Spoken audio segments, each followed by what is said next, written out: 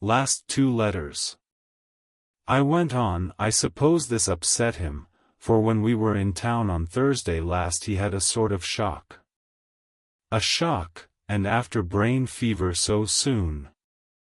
That was not good. What kind of a shock was it? He thought he saw someone who recalled something terrible, something which led to his brain fever. And here the whole thing seemed to overwhelm me in a rush. The pity for Jonathan, the horror which he experienced, the whole fearful mystery of his diary, and the fear that has been brooding over me ever since, all came in a tumult. I suppose I was hysterical, for I threw myself on my knees and held up my hands to him, and implored him to make my husband well again.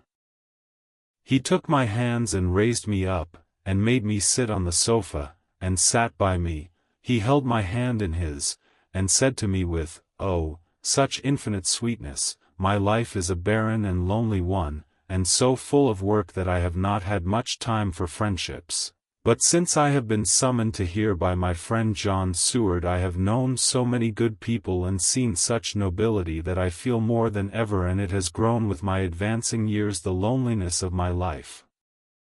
Believe me, then, that I come here full of respect for you, and you have given me hope, not in what I am seeking of, but that there are good women still left to make life happy, good women, whose lives and whose truths may make good lesson for the children that are to be. I am glad that I may here be of some use to you, for if your husband suffer, he suffer within the range of my study and experience. I promise you that I will gladly do all for him that I can, all to make his life strong and manly, and your life a happy one.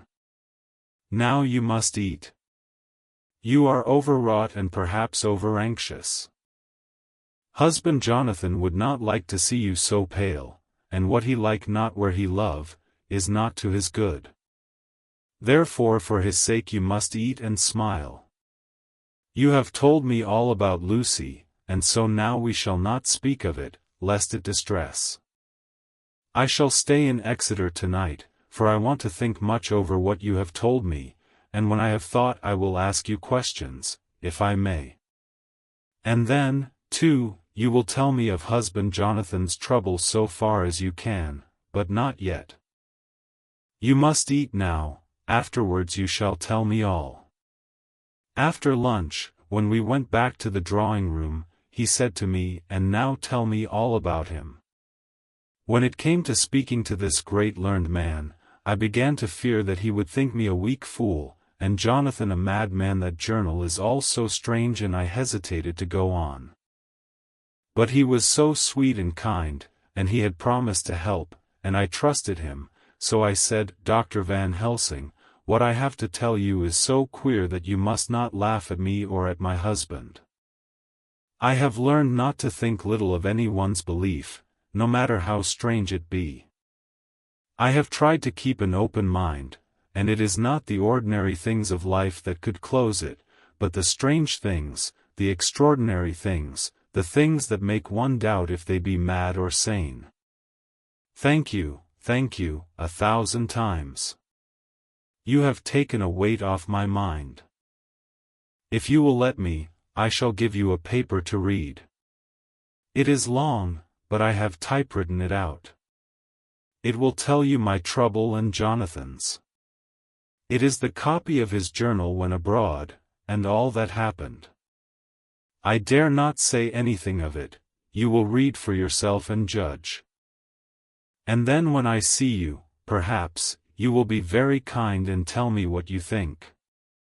I promise, he said as I gave him the papers, I shall in the morning, so soon as I can, come to see you and your husband, if I may.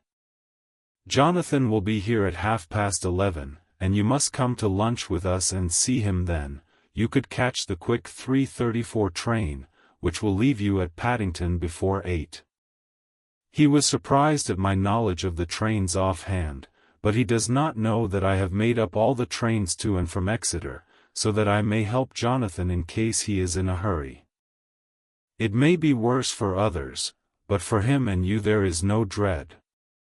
He is a noble fellow, and let me tell you from experience of men, that one who would do as he did in going down that wall and to that room and going a second time is not one to be injured in permanence by a shock. His brain and his heart are all right, this I swear, before I have even seen him, so be at rest.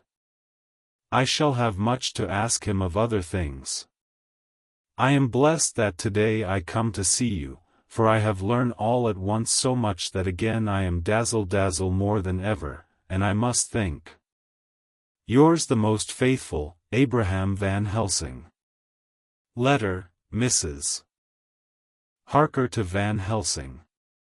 September 25, 6:30 p.m. My dear Dr. Van Helsing, 1,000 thanks for your kind letter, which has taken a great weight off my mind.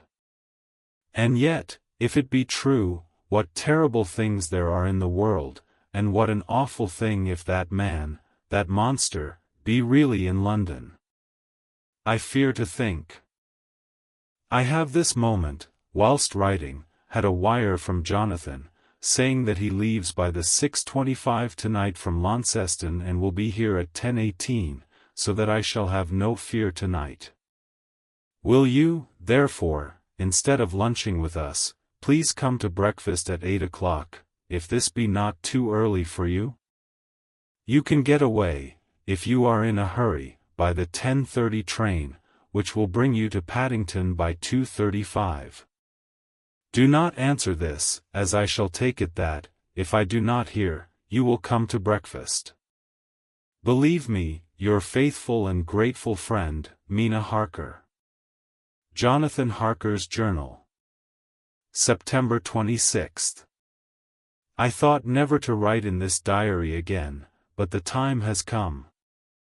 When I got home last night Mina had supper ready, and when we had supped she told me of Van Helsing's visit, and of her having given him the 2 diaries copied out, and of how anxious she has been about me. She showed me in the doctor's letter that all I wrote down was true. It seems to have made a new man of me.